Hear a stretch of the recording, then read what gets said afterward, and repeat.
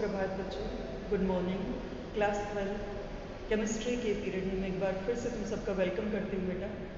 और चैप्टर 9 आज हम कंप्लीट करने जा रहे हैं। चैप्टर 9 का ऑलरेडी 7 वीडियोस तुम्हारे पास आ चुके हैं। ये लास्ट वीडियो है जिसमें मैंने क्रिस्टल फील्ड थ्योरी को रखा है। तो क्रिस्टल फील्ड थ्योरी हिंदी में इसको क्रिस्टल क्षेत्र सिद्धांत बोलते हैं। ये दोनों मीडियम की मैंने कंबाइंड वीडियो बनाई है, लास्ट वाली वीडियो। तो इसमें क्रिस्टल फील्ड थ्योरी में का जो कॉन्सेप्ट है वो कॉन्सेप्ट क्या है कि अपनी जो डी की ऑर्बिटल्स है, देखो ये अपनी डी ऑर्बिटल है and D is divided into total 5 sub orbitals. 5 कौन कौन सी होती है इसकी? D x y, d y z, d z x, d x square minus y square, d z square. ठीक है, ये टोटल 5 ऑर्बिटल्स होते हैं। और हम ये मानकर चलते हैं कि जो डी की ये टोटल 5 ऑर्बिटल्स हैं, 5 कक्षक हैं डी के, ये पांचों की जो ऊर्जा होती है वो समान होती है, इक्विवेलेंट एनर्जी होती है। ठीक है, मैं यहाँ पर लिख रही हूँ समान ऊर्जा कक्षक, ऊर्जा कक्षक। ठीक है, इंग्लिश में इसको बोलेंगे डीजेनरेट ऑर्बिटल्स। ये बात समझ में आई बेटा? ठीक है, जो अपने डी के टोटल 5 कक्षक होते हैं, ये पांचों कक्षक एक समान ऊर्जा वाले होते हैं, equivalent energy. This is why these are known as the degenerate orbitals. इसीलिए इनको समान ऊर्जा वाले कक्षक बोला जाता है। ये बात समझ में आई? लेकिन अपना क्रिस्टल क्षेत्र सिद्धांत या अपनी क्रिस्टल फील्ड थ्योरी क्या कहती है? क्रिस्टल फील्ड थ्योरी कहती है कि जब लिगेंड डी ब्लॉक मेटल के एलिमेंट के पास आता है, उसको अप्रोच करता है, ठीक है, बॉन्ड बनाने के लिए। जब वो उसको अप्रोच करता है तो जो डी के कक्षक की ऊर्जा है उसका वितरण असमान हो जाता है। The energy is unequally distributed. ये बात समझ में आई? अनइक्वली डिस्ट्रीब्यूटेड कैसे? 2 कक्षक एक साथ चले जाते हैं और 3 कक्षक एक साथ चले जाते हैं। ठीक है, जो 2 कक्षक एक साथ चले जाते हैं उनको हम बोलते हैं ईजी कक्षक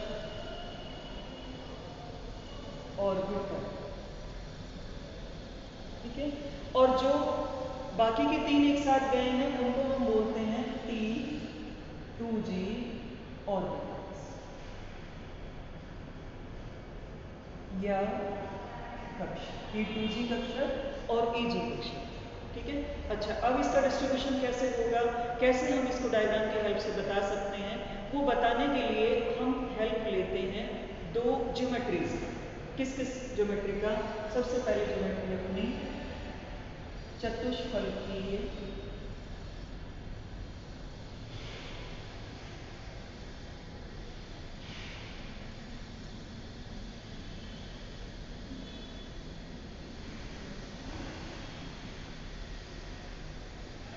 ज्यामिति, टेट्राहेड्रल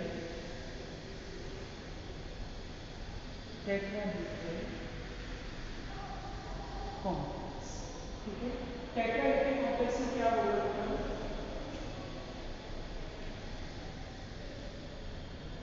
टेट्राहेड्रल कॉम्प्लेक्स में जो 3 कक्षक हैं, ये 3, इनको ज्यादा एनर्जी मिल जाएगी इन कंपैरिजन टू ये दोनों कक्षक।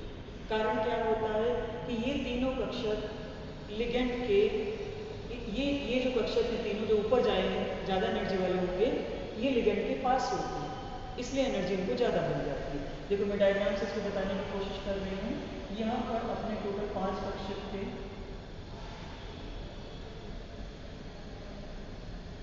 1 2 3 4 और 5। ठीक है, इन 5 कक्षकों में ऊर्जा का असमान, ऊर्जा इन्होंने ली कैसे? जब लिगेंड इनके पास आए तो इनको ऊर्जा मिली।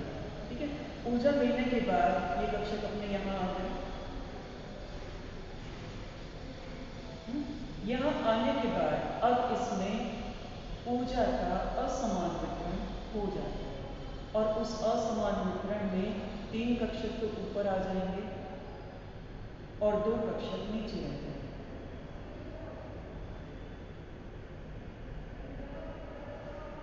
ठीक है।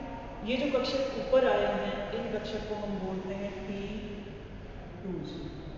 ये जो नीचे आया इस कक्षक को हम बोलते हैं EG कक्षक। ठीक है, ये 5 थे ऊर्जा ग्रहण करने के लिए।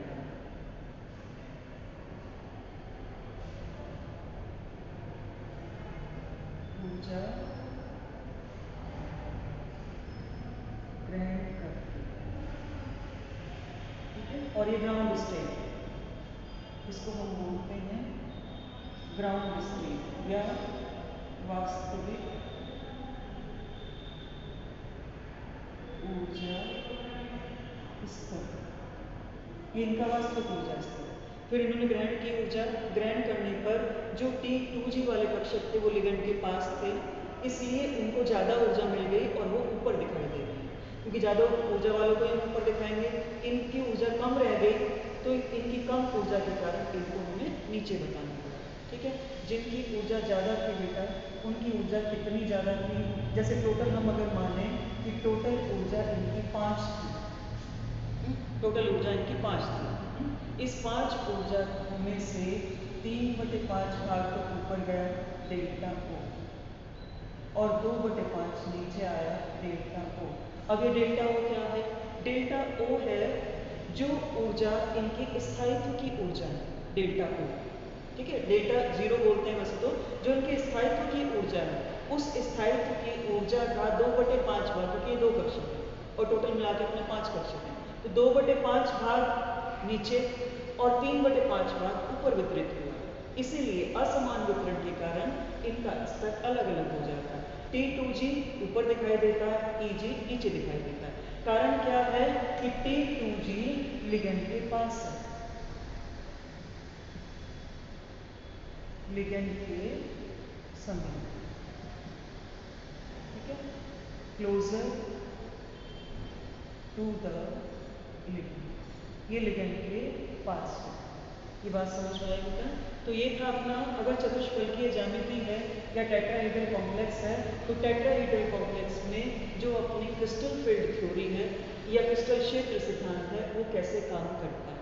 वास्तविक ऊर्जा स्तर से जब लिगेंड पास में आना शुरू करेगा डी ब्लॉक के तत्व के, वो ऊर्जा ग्रहण करेगा, ऊर्जा ग्रहण करके उसका ऊर्जा स्तर बढ़ जाएगा और उसके बाद उनमें से जो ऊर्जा स्तर इसके पास होंगे, लिगेंड के पास होंगे, उनको थोड़ी ज़्यादा ऊर्जा मिलेगी, इसीलिए उनका ऊर्जा स्तर सबसे ऊपर चला जाएगा और जिनको जो लिगेंड के पास नहीं होंगे उनको कम ऊर्जा मिलेगी और उनका ऊर्जा स्तर नीचे चला जाएगा। ये बात समझ में आ गई बेटा? अब यही चित्र मैं बना रही हूँ दूसरी साइड में, इसके लिए क्रिस्टल क्षेत्र सिद्धांत अष्टफलकीय ज्यामिति, अष्टफलकीय संरचना कैसे काम करता है। अष्टफलकीय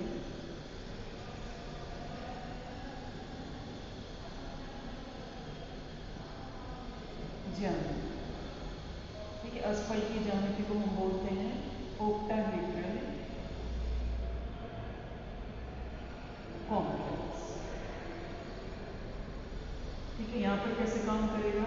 शुरू में तो अपना ऊर्जा स्तर उतना ही है, ये तो वास्तविक ऊर्जा स्तर, पांचों डी के कक्षकों,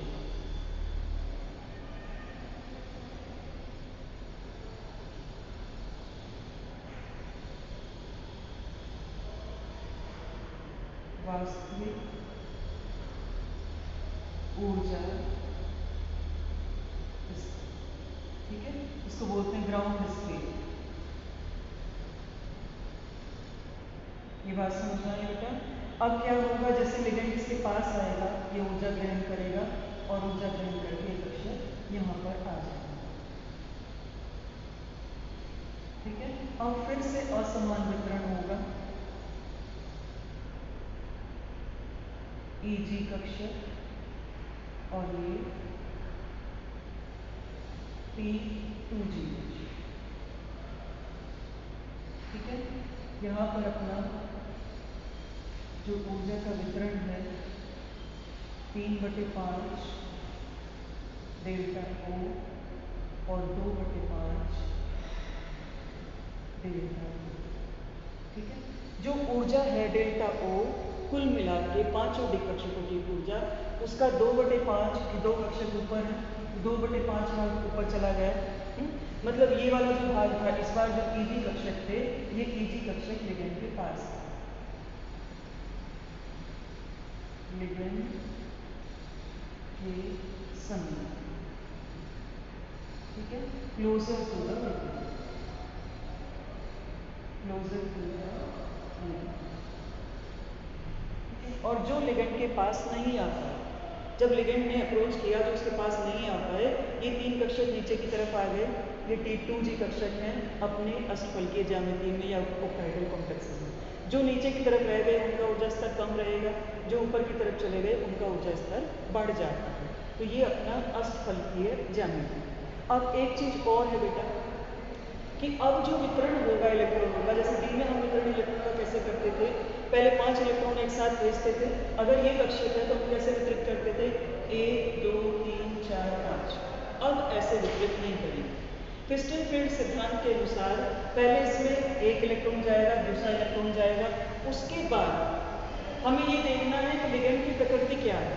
लिगेंड की प्रकृति पर निर्भर करेगा कि जो तीसरा इलेक्ट्रॉन होगा वो यहीं जाएगा या तीसरा इलेक्ट्रॉन यहाँ पर चलेगा, वो उस प्रकृति पर निर्भर करेगा, ठीक है। और वो प्रकृति क्या होगी कि अगर लिगेंड पेयर बनाने के लायक ऊर्जा दे देता है, पेयरिंग एनर्जी प्रोवाइड कर देता है अगर लिगेंड, तो पेयरिंग हो जाएगी। और अगर पेयरिंग प्रोवाइड नहीं कर देता है तो फिर पेयरिंग नहीं हो पाएगी, ठीक है। और कक्षक जो ऊपर वाला अपना कक्षक है उसके अंदर इलेक्ट्रॉन चला जाएगा। ये बात समझ में आई। वो हम किसके आधार पर निर्धारण करते हैं, ये मैंने नीचे लिखा हुआ है, इसको बोलते हैं स्पेक्ट्रोकेमिकल श्रेणी। स्पेक्ट्रोकेमिकल सीरीज या स्पेक्ट्रोकेमिकल श्रेणी एक क्रम है, एक ऑर्डर है विभिन्न लिगेंड्स का, जो जिसमें कि उनके बढ़ते हुए, उनकी जो बढ़ता हुआ फील्ड स्ट्रेंथ है उसको दर्शाता है। मतलब कितना वो स्ट्रॉन्ग लिगेंड है, कितना वो लिगेंड मजबूत है, जितना स्ट्रॉन्ग लिगेंड होगा उतनी ज़्यादा ऊर्जा देगा, डी कक्षक को उतनी ज़्यादा ऊर्जा देगा, और जितना वीक लिगेंड होगा डी कक्षक को उतनी ही कम ऊर्जा देगा। ये बात समझ में आई बेटा। अब देखो लिगेंड मैं पढ़ देती हूँ इस बार एक बार इसको, स्पेक्ट्रोकेमिकल श्रेणी को। सबसे पहले आता है अपना आयोडाइड आयन, उससे ज़्यादा ब्रोमाइड आयन, उससे ज़्यादा थायोसाइनाइड आयन, उससे ज़्यादा क्लोराइड आयन, उससे ज़्यादा नाइट्राइट आयन, उससे ज़्यादा नाइट्रेट, उससे ज़्यादा फ्लोराइड, उससे ज़्यादा हाइड्रोक्सिल, उससे ज़्यादा ऑक्जेलेट, उससे ज़्यादा वाटर मॉलिक्यूल, उससे ज़्यादा आइसोथायोसाइनाइड, उससे ज़्यादा इथाइलिन डायमाइन टेट्राएसिटेट, उससे ज़्यादा हाइड्राइड आयन, उससे ज़्यादा अमोनिया, उससे ज़्यादा इथाइलिन डायमाइन, उससे ज़्यादा साइनाइड आयन, उससे ज़्यादा नाइट्राइट आयन, और उससे ज़्यादा सबसे ज़्यादा कार्बन मोनोऑक्साइड, ठीक है। तो जो कार्बन मोनोऑक्साइड के बने हुए कॉम्प्लेक्स यौगिक हैं, जटिल यौगिक हैं, नाइट्रो के बने हुए जटिल यौगिक हैं, साइनाइड के बने हुए जटिल यौगिक हैं, ईन के बने हुए जटिल यौगिक हैं, NH3 के बने हुए जटिल यौगिक हैं, उनमें सामान्यतः यहाँ पर पेयरिंग के बराबर ऊर्जा मिल जाती है। ये ऐसे लिगेंड हैं कि जो बंध बनाने की ऊर्जा देने के साथ साथ पेयरिंग के लायक भी ऊर्जा दे देते हैं, और डी कक्षकों में पेयरिंग हो जाती है। मतलब अगर डी में हमारे पास 3 इलेक्ट्रॉन है तो एक एक इलेक्ट्रॉन यहाँ जाने के बाद जो तीसरा इलेक्ट्रॉन है वो यहीं जाएगा, अगर इनमें से कोई लिगेंड लगा हुआ है। लेकिन अगर इनमें से कोई लिगेंड लगा हुआ है पीछे वालों में से, तो फिर वो तीसरा इलेक्ट्रॉन यहाँ कभी नहीं जा पाएगा, क्योंकि ये उसके बराबर ऊर्जा नहीं दे पाएंगे। ये बात समझ में आई बेटा। तो ये अपना क्रिस्टल फील्ड सिद्धांत के बारे में मैंने तुम्हें बताया, ऊर्जा के वितरण के बारे में मैंने तुम्हें बताया, और जो डेल्टा O का मान होता है, डेल्टा O इन पांचों की मिला के ऊर्जा होती है, स्थायीकरण की ऊर्जा होती है। अब ये जो स्थायित्व है इसका अपने जो कोऑर्डिनेशन कॉम्प्लेक्सेस हैं इनका जो स्थायित्व है, इनका स्थायित्व हम एक नियतांक के आधार पर भी निर्धारित करते हैं, और उस नियतांक को हम स्थायित्व नियतांक बोलते हैं।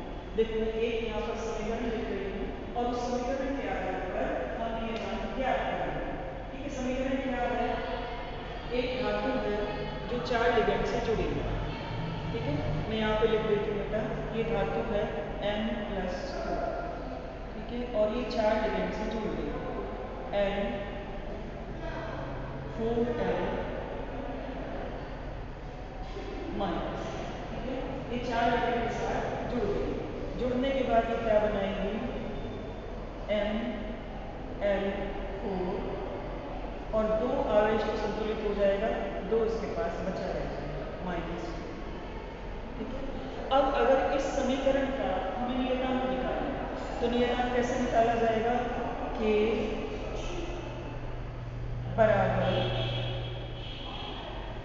ML4 -2 की सांद्रता M+2 की सांद्रता और L -4 की सांद्रता।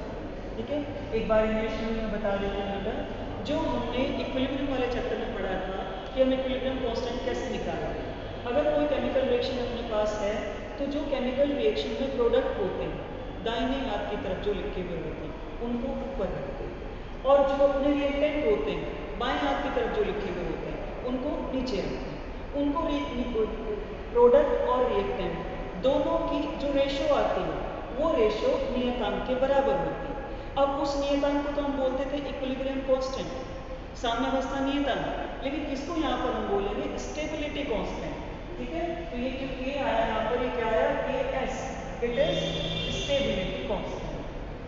KS बराबर स्थायित्व नियतांक या स्टेबिलिटी कांस्टेंट।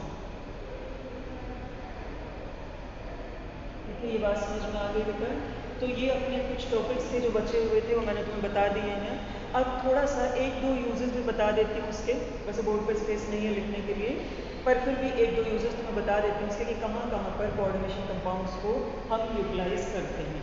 ठीक है। और एक चीज़ और मुझे तुम्हें बतानी है बेटा कि कोऑर्डिनेशन कंपाउंड्स के कलर के बारे में, रंग के बारे में, कि जितने भी उपसंयोजक यौगिक होते हैं उनमें से अधिकतर रंगीन होते हैं। और दूसरा उनके चुंबकीय गुण के बारे में, मैग्नेटिक कैरेक्टर के बारे में। एक चीज़ मुझे तुम्हें बतानी है कि ये जो डी के कक्षक में हमने पूरी तरह से पढ़ लिया है कि अगर डी इस अवस्था में है तो भी हमें पता चल जाता है कि इलेक्ट्रॉनों का डिस्ट्रीब्यूशन कैसे हुआ, इलेक्ट्रॉन का वितरण कैसे हुआ, और अगर डी क्रिस्टल फील्ड सिद्धांत के अनुसार है तो भी हमें पता चल जाएगा इलेक्ट्रॉनों का वितरण कैसे हुआ है।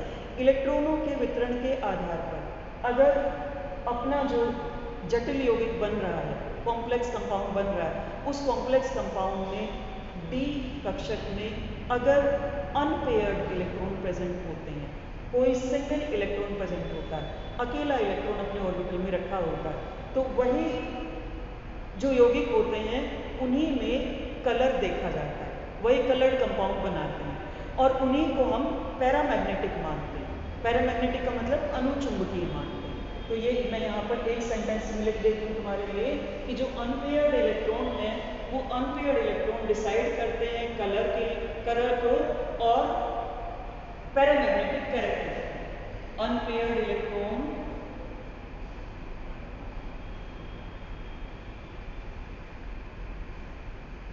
बराबर पैरामैग्नेटिक,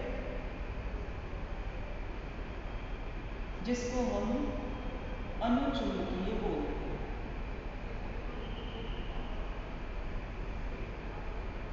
पैरामैग्नेटिक के साथ साथ ही क्या होगा? Coloured complex.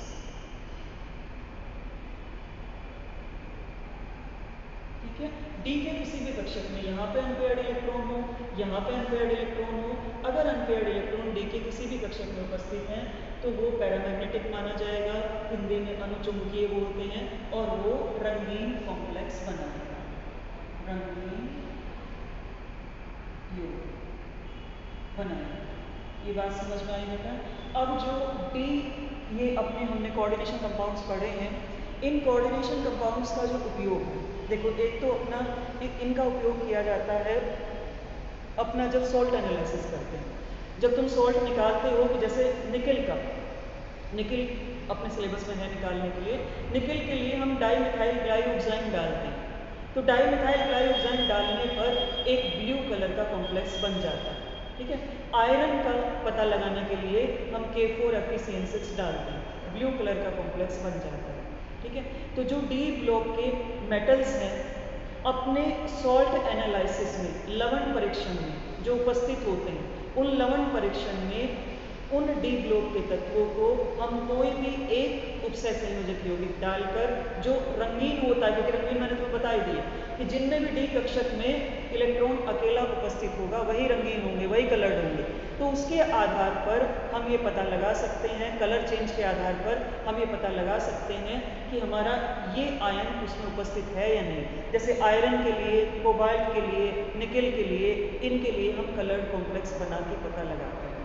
ये बात समझ में आई बेटा? सिल्वर के लिए, इवन सिल्वर के लिए भी, गोल्ड के लिए भी, वो वैसे हम करते नहीं है सिल्वर और गोल्ड के टेस्ट, लेकिन उसमें रखे हुए हैं, तुम्हारे प्रैक्टिकल के सिलेबस में रखे हुए हैं। तो सिल्वर और गोल्ड का भी जो टेस्टिंग की जाती है वो टेस्टिंग कॉम्प्लेक्स बनाकर ही की जाती है। ये बात समझ में आई बेटा?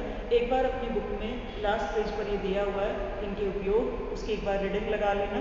और रीडिंग में क्योंकि सबसे ज़्यादा इंपॉर्टेंट यही है कि जो हम इसको प्रैक्टिकल में उपयोग में लाते हैं, प्रैक्टिकल में यूटिलाइज करते हैं। उसके अलावा भी अगर कहीं पर तुम्हें कोई प्रॉब्लम आती है उसमें, जैसे एक और चीज़ मैं बताती हूँ कि जो कैंसर की थेरेपी है वहाँ पे सिस्प्लेटिन एक यूटिलाइज किया जाता है कॉम्प्लेक्स कंपाउंड। ठीक है, वो जो सिस्प्लेटिन कॉम्प्लेक्स कंपाउंड है वो कीमोथेरेपी में यूटिलाइज किया जाता है। तो इस तरह इन कॉम्प्लेक्स कंपाउंड के बहुत सारे यूजेस हैं, इसीलिए पूरा का पूरा एक चैप्टर हम इन कॉम्प्लेक्स कंपाउंड्स का पढ़ रहे हैं। ये बात क्लियर हुई बेटा? तो ये चैप्टर नंबर 9 आज अपना कंप्लीट हो चुका है। एक बार पूरे चैप्टर की रीडिंग अपने आप लगाना, लगाने के बाद तुम्हें कोई भी पॉइंट लगे तो तुम मुझे लिख के भेज सकते हो, and you can come to the school for solving your problems. Okay, so chapter 9 we had done now, it's completed, and next chapter we'll start on Monday. Thank you.